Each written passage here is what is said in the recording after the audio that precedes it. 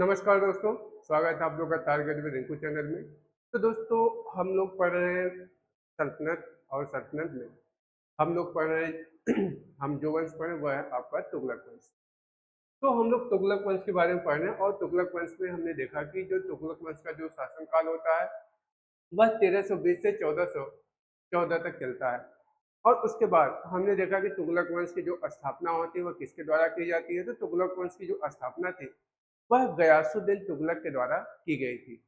तो अब हमने गयासुद्दीन तुगलक को पढ़ लिया। अब हम अगला जो शासक पढ़ेंगे वह आपका जो कि सबसे महत्वपूर्ण शासक है और वहां से आपके प्रश्न अक्सर बन जाया करते हैं। तो वह शासक आपका है मोहम्मद बिन तुगलक।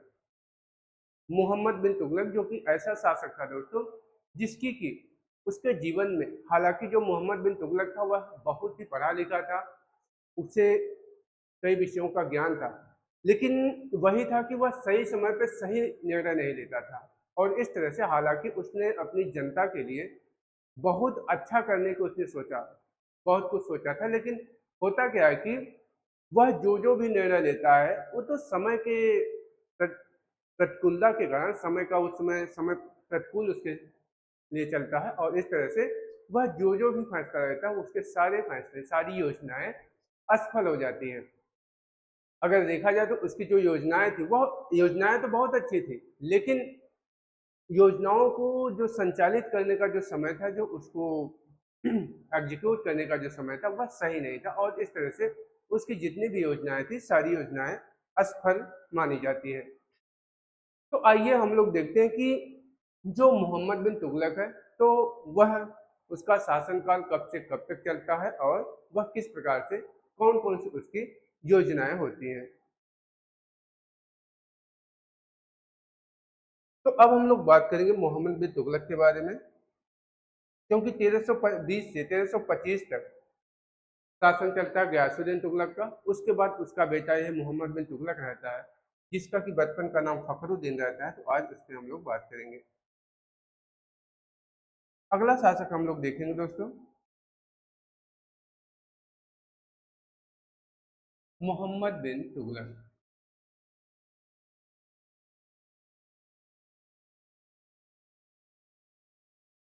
मोहम्मद बिन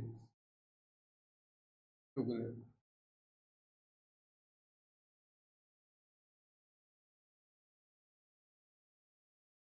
तो इसके बारे में हम लोग देखेंगे कि इसका जो शासनकाल होता है वह कब से कब तक चलता है और क्या क्या चीजें इसके लिए महत्वपूर्ण है, इसकी योजनाएं क्या क्या थी।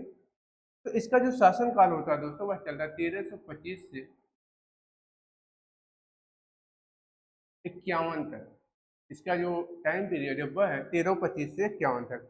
अब इसके बारे में कुछ चीजें हम लोग नोट करेंगे कि जो ये मोहम्मद बिन तुगलक था यह किस तरह से था और इसने क्या क्या चीजें की।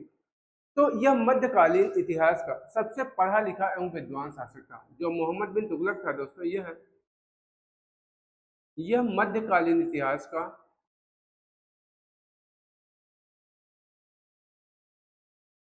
मध्यकालीन इतिहास का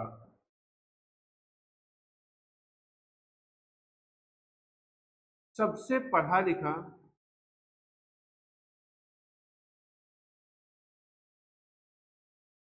सबसे पढ़ा लिखा और विद्वान शासक था।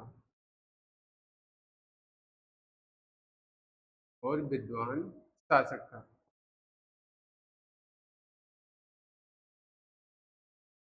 इसके बारे में हमने आपको बताया कि जो ये मोहम्मद बिन तुगलक था यह मध्यकालीन इतिहास का सबसे पढ़ा लिखा और सबसे विद्वान शासक माना जाता है। और दूसरी बात, यह एक उदारवादी शासक था। उदारवादी कहने का मतलब यह है कि यह अपने राज्य में कर्मचारियों की जो नियुक्ति करता था वह यह नहीं देखता था कि हाँ मैं मुस्लिम हूं तो मुस्लिम को ही करूं, मैं अपने रिश्तेदारों को करूं। इसने उदारवादिता का परिचय दिया और यह जो दक्षता होती है, जो योग्यता होती है, तो योग्यता के आधार पर इसने कर्मचारियों की नियुक्ति की। तो इस तरह से देखा जाए तो यह एक उदारवादी शासक था और इसने अपने शासन में, अपने शासनकाल में जो नौकर पदों पर नियुक्ति करने का जो इसने नियम बनाया वह बनाया योग्यता को। यह योग्यता के आधार पर पदों पर नियुक्ति करता था। तो दूसरी बात इसके बारे में लिखेंगे कि योग्यता के आधार पर, योग्यता के आधार पर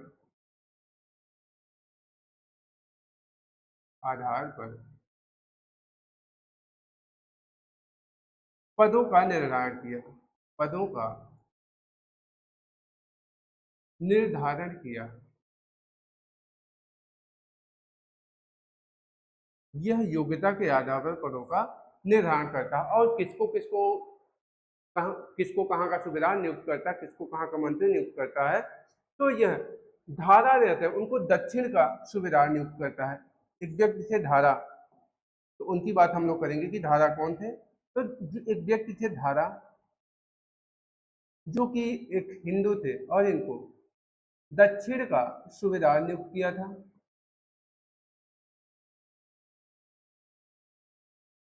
दूसरे व्यक्ति आपके दोस्तों थे वह रतन थे। तो हमने बताया कि इसने पदों का निर्धारण, जो पदों का यह निर्धारण करता है वह योग्यता के आधार पर करता है। यह नहीं देखता कि कौन हिंदू है और कौन मुस्लिम है। तो इसने दो तीन व्यक्तियों को आपको हम बताते हैं कि किसका किसका चयन कहाँ पे किया। तो दूसरे जो व्यक्ति थे वह थे रतन और इनको सिंध का सूबेदार नियुक्त किया। रतन जो थे इनको सिंध का सूबेदार नियुक्त किया, सिंध का सूबेदार। और एक व्यक्ति और थे साईनाथ। तो साईनाथ इसने अपने राज्य में मंत्री के पद पर नियुक्त किया। तो इस तरह से इसके बारे में कहा जाता है कि जो मोहम्मद बिन तुगलक था वह एक योग्य शासक था, यह एक पढ़ा लिखा शासक था तथा यह एक उदारवादी शासक था। इसने अपने राज्य में पदों का जो निर्धारण करता है वह योग्यता के आधार पर करता है। तो इस तरह से इसके बारे में ये चीजें हो गई। और दूसरी बात, इसका बचपन का नाम फखरुद्दीन था। इसके अगर बचपन का नाम हम लोग देखें तो मोहम्मद बिन तुगलक के मोहम्मद बिन तुगलक के बचपन का नाम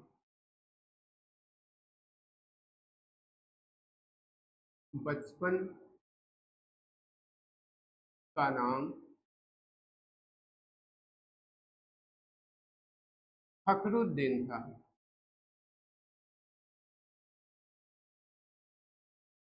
इसके बचपन का नाम फखरुद्दीन था।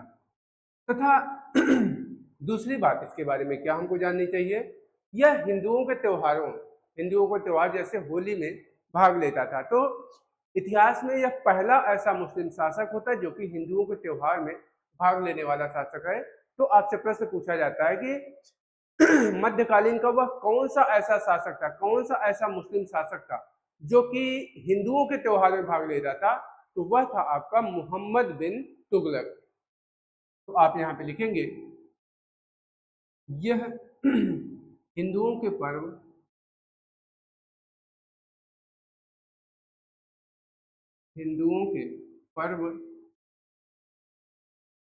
यहाँ पे आप ब्रैकेट में होली लिख लीजिए, होली में भाग लेता था। यह हिंदुओं के पर्व होली में भाग लेता था।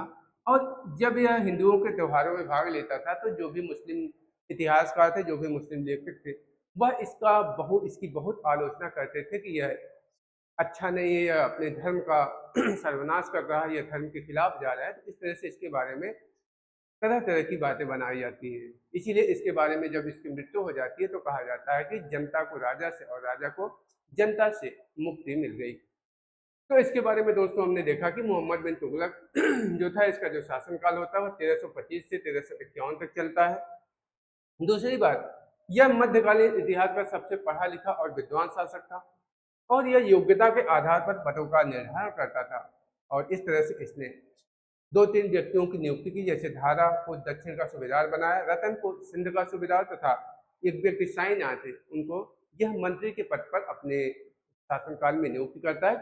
तो यहाँ पे दिखता आपको कि यहाँ पे इसने यह नहीं देखा कि कौन हिंदू है कौन मुस्लिम। इसने पदों का जो निर्धारण किया था वह योग्यता के आधार पर किया था कि जो व्यक्ति योग्य है जिस पद के लिए, उस व्यक्ति को वह पद मिलना चाहिए। तो इस तरह से इसकी नीतियां थी। अगली बात हम लोग करते हैं कि जो मोहम्मद बिन तुगलक था, इसके बचपन का जो नाम था दोस्तों वह था फखरुद्दीन, तथा यह ऐसा मुस्लिम शासक था, दिल्ली सल्तनत का मध्यकालीन का ऐसा मुस्लिम शासक था जो कि हिंदुओं के त्योहारों में भाग लेता था। तो इस तरह से इसके बारे में 3-4 पॉइंट ये आप याद रखेंगे। अब आइए इसकी योजनाओं के बारे में देखते हैं हम लोग कि एमबीटी की योजनाएं अर्थात मोहम्मद बिन तुगलक की क्या योजनाएं थी, क्योंकि आपने देखा होगा कि जो मोहम्मद बिन तुगलक था, इसकी जो भी योजनाएं होती है सारी योजनाएं इसकी असफल होती हैं। हालांकि देखा जाए तो योजनाएं बहुत अच्छी बनाता था ये, इसकी सारी योजनाएं बहुत अच्छी थी, लेकिन होता क्या था कि सही समय पर सही योजना लेके नहीं आता था। तो ये सही बात है कि अगर कोई भी कार्य आप करते हैं और कार्य करने का समय सही नहीं है तो उस कार्य के सफल होने के जो संभावना रहती है वो बहुत कम रहती है। इसीलिए कहा जाता है कि सही समय पर सही कदम उठाएं। तो इस तरह से इसके बारे में हम लोग बात करते हैं कि इसकी योजनाएं क्या थी। मोहम्मद बिन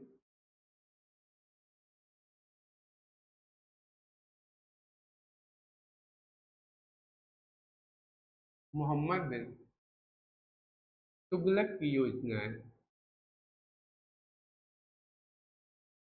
और यहाँ से आपके प्रश्न हमेशा पूछे जाते हैं इसकी योजनाओं के बारे में, कभी कभी इनका क्रम भी लगाने को दे देता है, तो आप इसको याद रखेंगे। तो बात हम लोग करेंगे मोहम्मद तुगलक की योजनाओं के बारे में। तो हम लोग देखते हैं दोस्तों कि यह कौन कौन सी योजनाएं लेके आता है। तो इसकी जो सबसे पहली योजना होती है वह होता है, जो यह सबसे पहला काम करता है, यह दोआब में कर वृद्धि करता है। और यह कब करता है, तो वह करता है 1525 से 1526 के बीच, सॉरी 1325 से 1326 के बीच। तो दोआब में जो कर वृद्धि होती है यह कब करता है दोस्तों, पहली इसकी जो योजना में है वह है दोआब में दोआब में कर वृद्धि।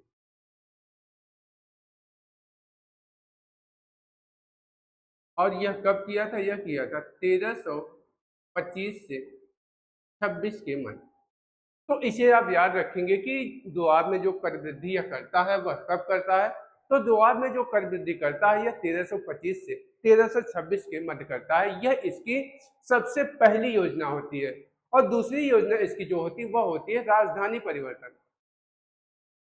तो कहा जाता है कि इसने राजधानी परिवर्तन किया था, और इस राजधानी परिवर्तन को जो इतिहासकार हैं वह इसकी बहुत आलोचना करते हैं कि यह मूर्ख था, इसको कुछ भी समझ नहीं आता था। लेकिन अगर बात किया जाए तो इसका जो मुख्य उद्देश्य था दोस्तों राजधानी परिवर्तन का, वह था यह चाहता था कि जो उत्तर भारत की संस्कृति है वह दक्षिण भारत में पहुंचे और दक्षिण भारत की संस्कृतियां उत्तर भारत की तरफ भी आए। तो यह दोनों संस्कृतियों को मिलाना चाहता था। इसकी जो सोच थी बहुत आगे की थी, लेकिन उस समय की जो जनता थी वह तब नहीं समझ पाई।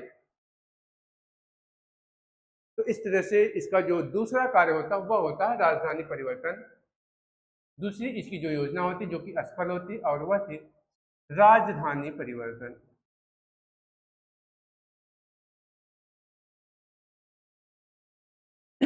राजधानी परिवर्तन। और यह कब करता है, तो यह इसने किया था 1326 से 27 के मध्य। तो राजधानी परिवर्तन जो करता है दोस्तों यह करता है 1326 से 1327 के मध्य। और यह जो डेट है यह आपसे परीक्षा में पूछी जाती है।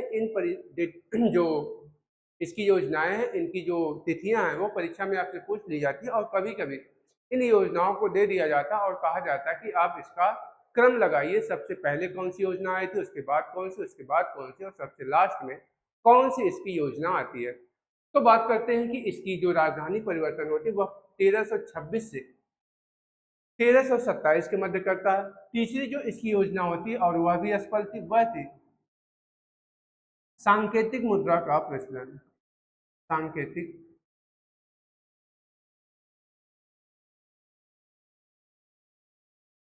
मुद्रा का प्रचलन। और सांकेतिक मुद्रा का प्रचलन कब करता है दोस्तों, वह करता है 1300 29 ईस्वी में। तो इसने सांकेतिक मुद्रा का प्रचलन कब किया था? सांकेतिक मुद्रा की शुरुआत कब की थी? यह करता है 1329 में। उसके बाद जो इसका अगला एक अभियान करता है और वह होता है खुरासान का अभियान।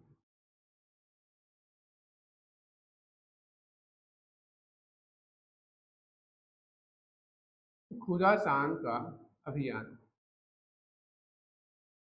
और यह कब होता है? यह होता है 1330 से 31 के मध्य।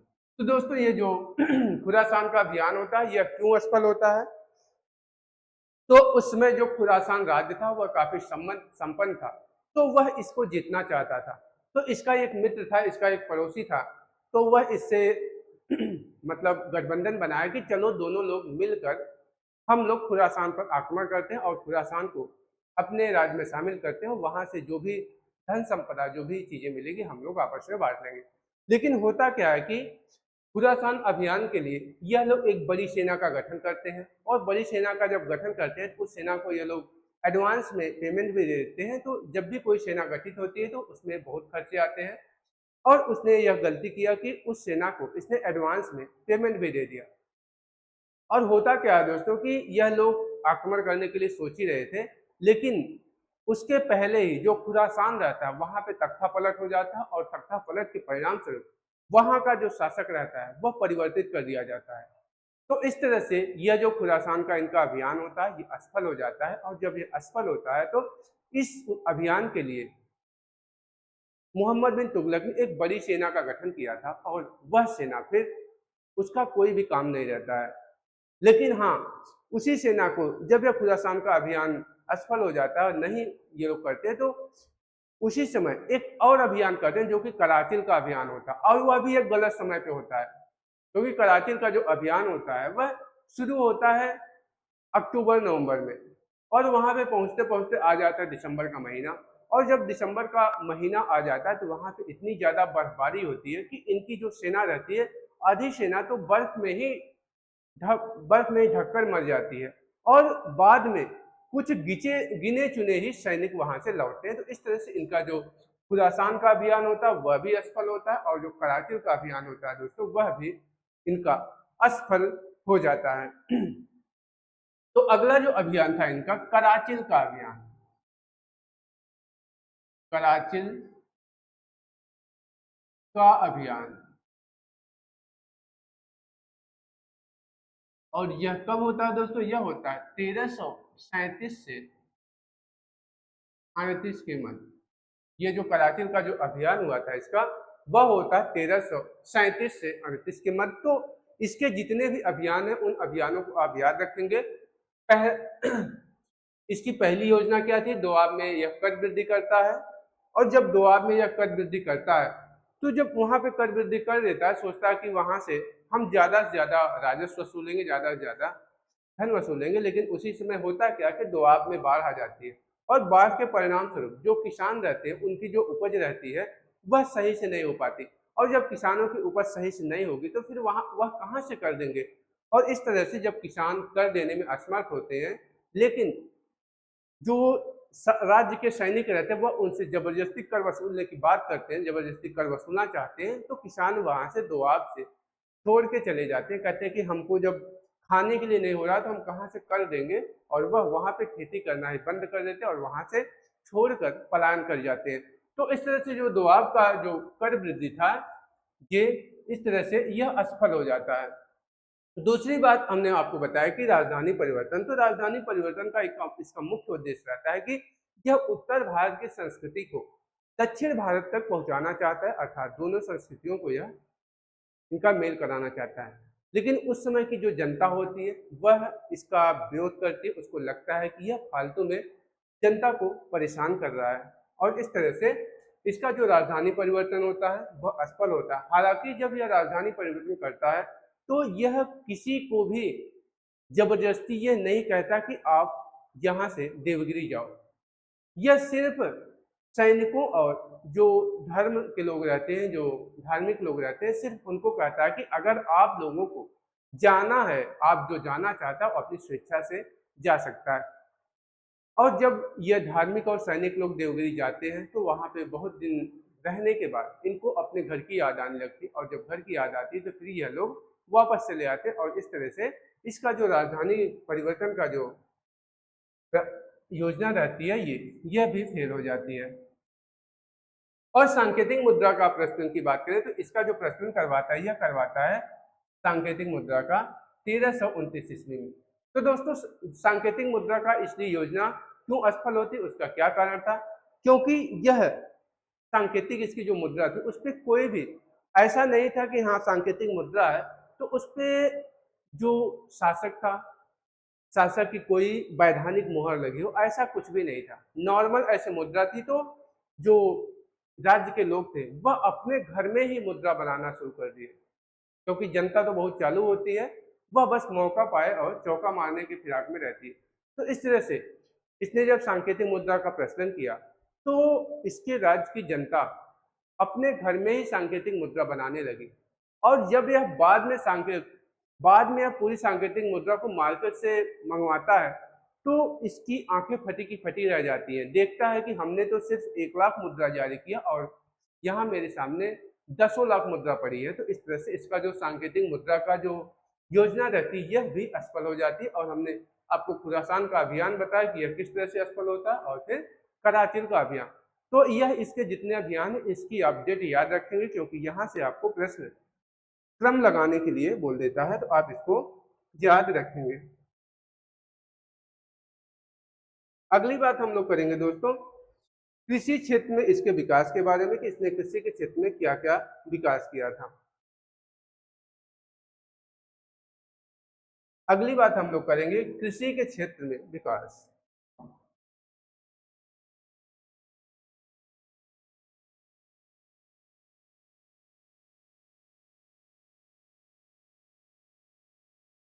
कृषि के क्षेत्र में विकास, इसने कृषि के क्षेत्र में क्या विकास किया था, हम लोग उसको देखते हैं। इसने पहली जो बात की थी, पहली जो इसकी कृषि के क्षेत्र में पहला जो कार्य था वह था तकाबी ऋण। और तकाबी ऋण क्या होता है? यह ऐसा ऋण होता है जो कि राजा के द्वारा किसानों को दिया जाता है, और इस ऋण पर कोई भी टैक्स, कोई भी कर, कोई भी ब्याज नहीं लगता। तो तकाबी ऋण वह ऋण होता है जिस पर कोई भी ब्याज नहीं लगता, यह ब्याज मुक्त ऋण होता है जिसे कि तकाबी ऋण कहते हैं। और यह ऋण शासक द्वारा, राजा द्वारा जनता को अर्थात किसानों को दिया जाता है। तो यह तकाबी ऋण की व्यवस्था करता है। पहला जो इसका कार्य होता है, इसने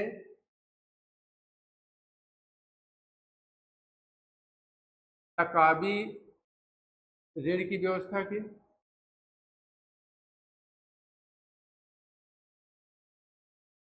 तकाबी ऋण की व्यवस्था किया। और यह तकाबी ऋण वह ऋण होता है दोस्तों जिस पर कोई भी ब्याज नहीं लगता, यह ब्याज मुक्त होता है। और यह राजा के द्वारा किसानों को दिया जाता है। जब किसानों के पास खेती करने के लिए पैसे नहीं होते हैं तो राजा कहता है कि ठीक है, आप मुझसे पैसे लीजिए और आप खेती करिए, और उसके बाद आप बाद में हमको वापस कर दीजिए। तो हमने आपको बताया कि जो तकाबी ऋण है वह क्या है।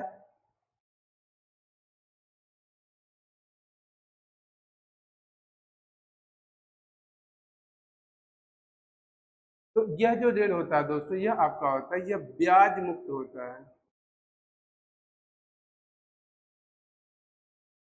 ब्याज, सॉरी, ये आपका ब्याज मुक्त होता है। यह ऋण ब्याज मुक्त होता है, इस पर कोई भी ब्याज नहीं लगता है। और दूसरा यह कार्य करता है किसी क्षेत्र में, क्या करता है? वह करता है कि यह 70 लाख रुपए लगाकर कृषि फार्म की स्थापना करवाता है, जो कि किसानों के लिए यह उपयोगी था। तो दूसरा जो कार्य करता है वह करता है कि 70 लाख रुपए खर्च करके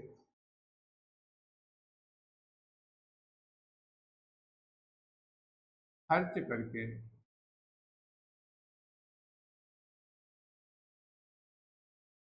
कृषि फार्म के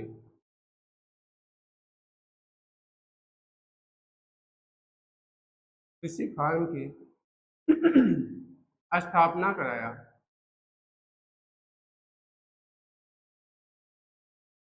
तो पहला जो इसका कार्य होता है वह होता है तकाबी ऋण की व्यवस्था करना, जो कि ऐसा ऋण होता है जिसपे कि कोई भी ब्याज नहीं लगता। और दूसरा कार्य होता है दोस्तों कि इसने क्या कहा, दूसरा का 70 लाख रुपए लगाकर यह एक कृषि फर्म की स्थापना करवाता है। और इसने एक कृषि विभाग की स्थापना करवाई जिसे कि दीवान ए को ही कहा जाता था। तो इसने कृषि विभाग में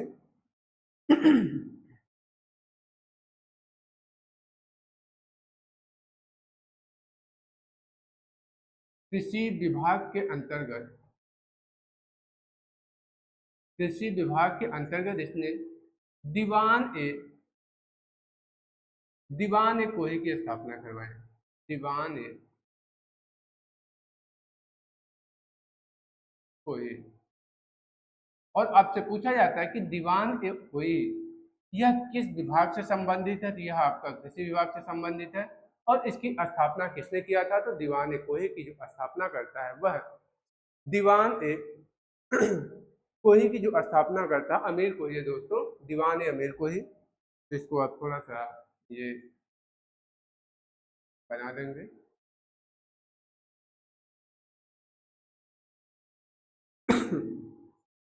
दीवान ए अमीर कोही।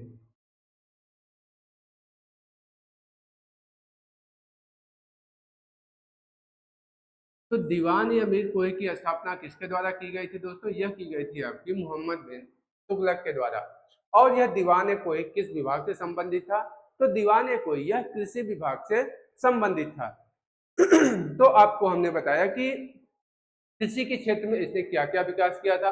तो कृषि के क्षेत्र में इसने पहला जो कार्य किया वह किया तकाबी ऋण की व्यवस्था किया, अर्थात ऐसा ऋण जो कि ब्याज मुक्त होता था, अर्थात यह ऋण शासक द्वारा किसानों को दिया जाता था। और यह तब दिया जाता था जब किसानों के पास खेती करने के लिए उनके पास पैसे नहीं होते थे, उनके पास पूंजी नहीं होती थी। तो यह शासक के द्वारा किसानों को दिया जाता था और यह ब्याज मुक्त होता था।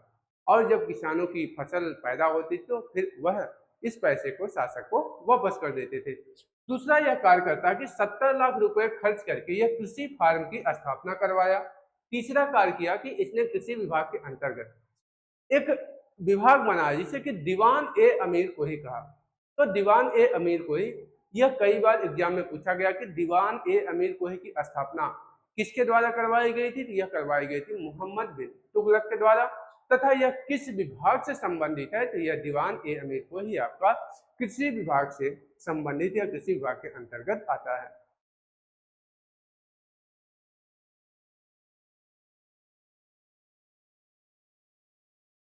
और दूसरी बात इसके बारे में लिखेंगे कि यह अजमेर में जो ये मोहम्मद बिन तुगलक था, अजमेर में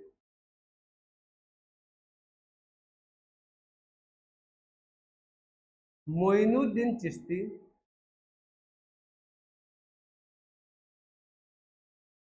मोइनुद्दीन चिश्ती की दरगाह पर, एक सेकंड,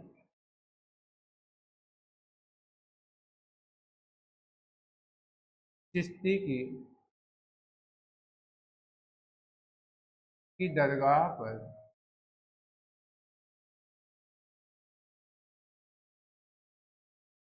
श्रद्धा सुमन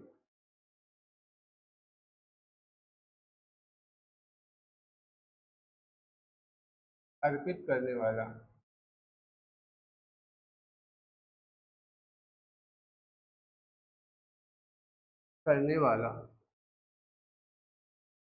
प्रथम शासक था।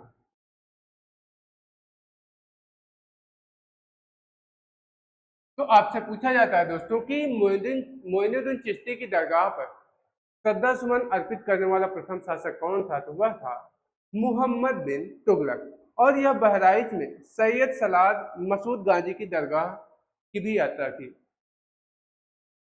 तो बहराइच में अगर बात करें, बहराइच में बहराइच में सैयद सलार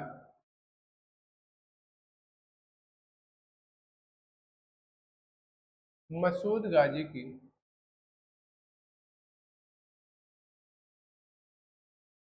मसूद गाजी की दरगाह की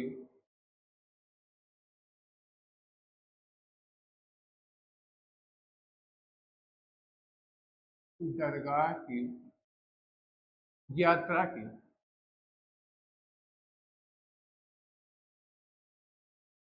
तो इस तरह से यह भी प्रश्न आपसे कई कई पूछ लिया जाता है कि सैयद सलार मसूद गाजी की दरगाह की यात्रा करने वाला पहला शासक कौन था? तो वह था मोहम्मद बिन तुगलक। और दूसरी बात, मोइनुद्दीन चिश्ती की दरगाह पर श्रद्धा सुमन अर्पित करने वाला दिल्ली सल्तनत का पहला शासक कौन था? तो वह आपका था यही मोहम्मद बिन तुगलक।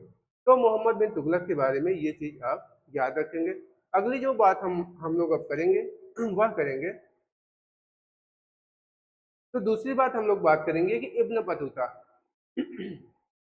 तो यहाँ पे हम लोग बात करेंगे कि इसी के समय में इब्न बतूता जो इतिहासकार था, जो कि मोरक्को का निवासी था, वह भारत आया था। आपसे पूछा जाता है किसके समय में आया था?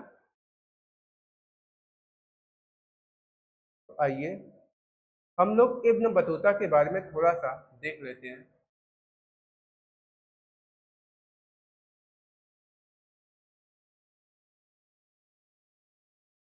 बतूता, इससे प्रश्न आपके पूछे जाते हैं।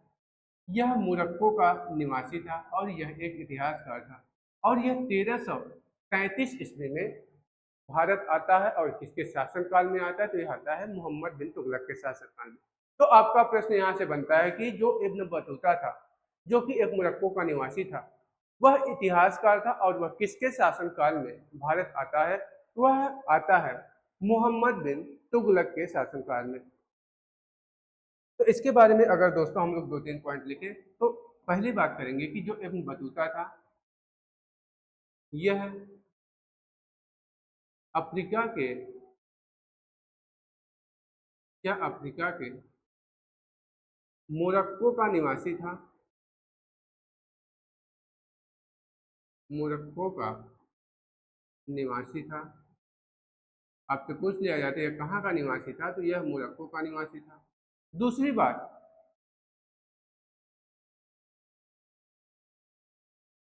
इब्न बतूता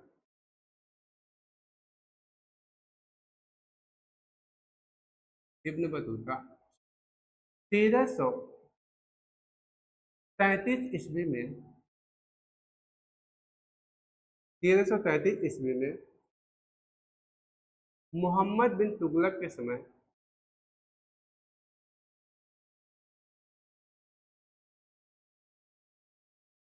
मोहम्मद बिन तुगलक के समय में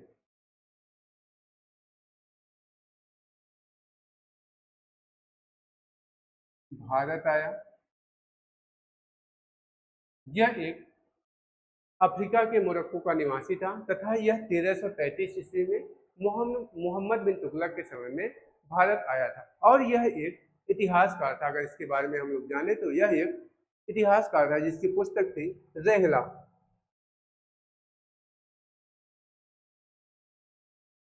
तो दूसरी बात इसके बारे में अगर नोट करें, तो जो इब्न बतूता था दोस्तों, इसकी जो पुस्तक थी, यह एक यह इतिहासकार था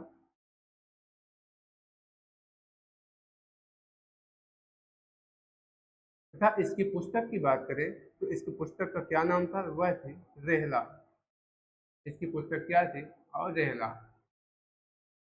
और वहीं पे बात करें कि जो मोहम्मद बिन तुगलक था, तो इसने इब्न बतूता को दिल्ली का काजी नियुक्त किया था। तो आप बात करेंगे कि मोहम्मद बिन तुगलक के बारे में।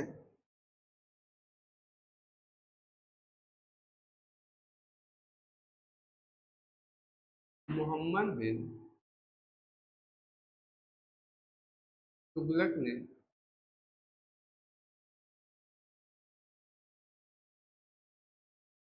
इसे दिल्ली का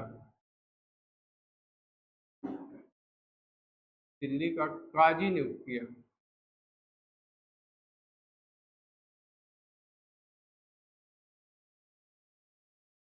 काजी नियुक्त किया।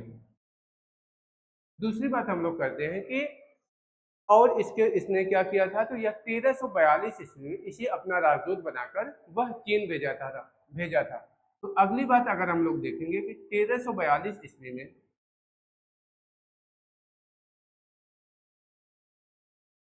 तुगलक ने, यानी वही मोहम्मद बिन तुगलक ने, या फिर आप यहाँ पे अम्बेटी लिख सकते हैं, नहीं तो आप फिरोज को समझ लेंगे। ये अम्बेटी ने अपना राजदूत बनाकर